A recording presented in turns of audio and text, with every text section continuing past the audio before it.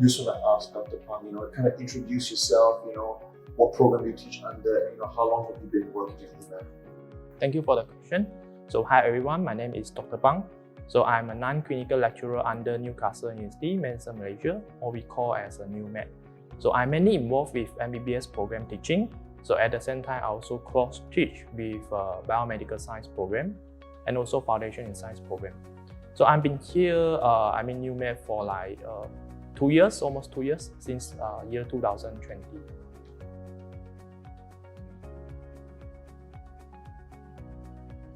Biomedical science research is very broad in terms of the definition.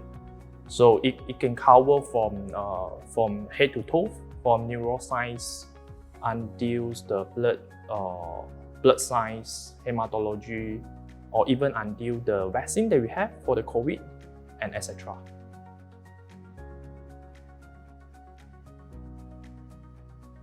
So in terms of the contribution, quite a number of all these medication that we use, like paracetamol to cure the fever, and also some vaccine, that can be used in fight with those infections, viral infection, including the polio virus and also the COVID virus. Those are the contribution they make as a result from the biomedical science research.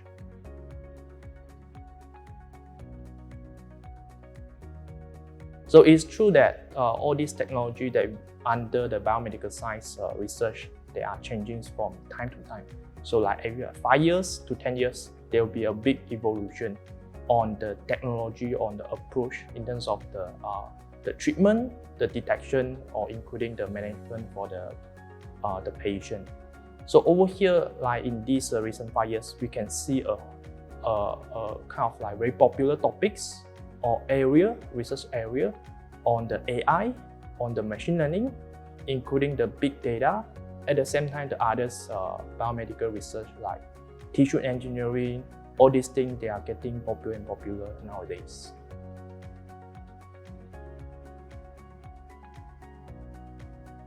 Not just a student, maybe parents, they also worry about when there's a lot of AI application, etc., and then all these robotics services can be there to replace human manpower. But in fact, let's go into looking into this biomedical science research and then those related industry. We still need biomedical scientists there for them to monitor and handle the machine, handle the AI program, etc.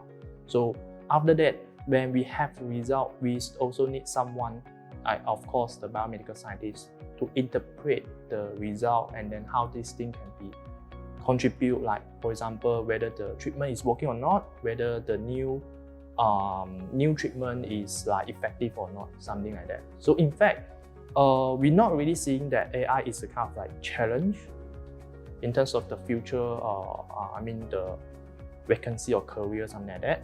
But it will be more towards as a tool to help the future biomedical scientists to further, complement their work and to simplify their work, and etc.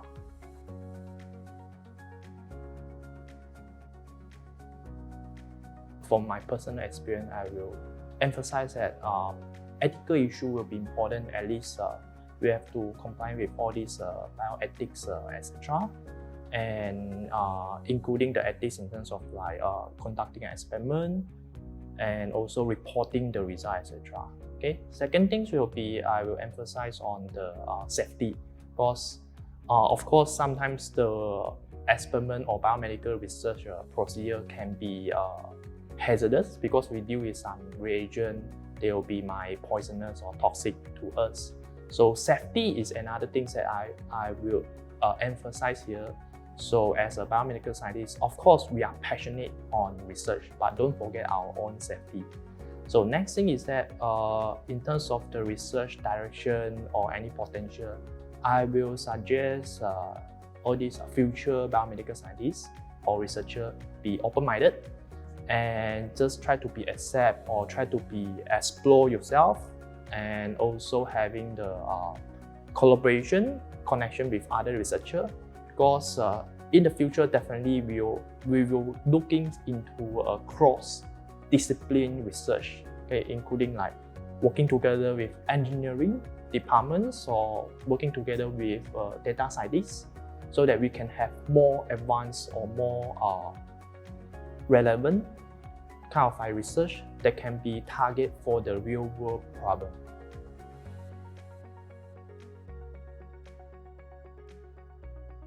So to further clarify, last year we are examining the effect of vitamin E and their anti-leukemic effect. So we are using the leukemic cells as a model.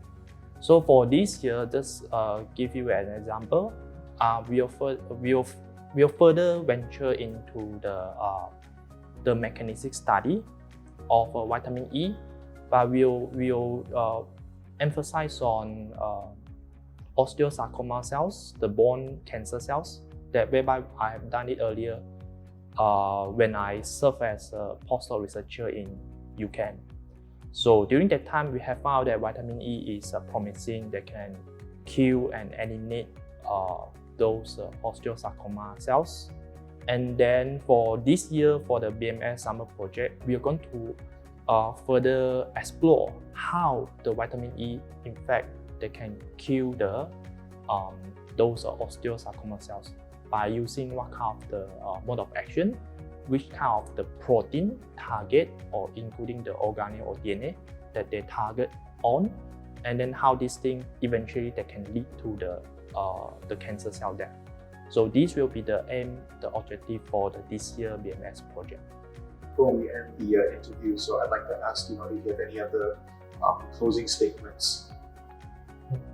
Thank you for the question. So if you are interested to be enrolled in biomedical science program, so first thing first, you have to ask yourself what you are going to be after you complete the 3 years or 4 years bachelor program or the degree program. So if you are really passionate to be a researcher or as an academician that working on the biomedical science research, then definitely a biomedical science program will be the most suitable program for you.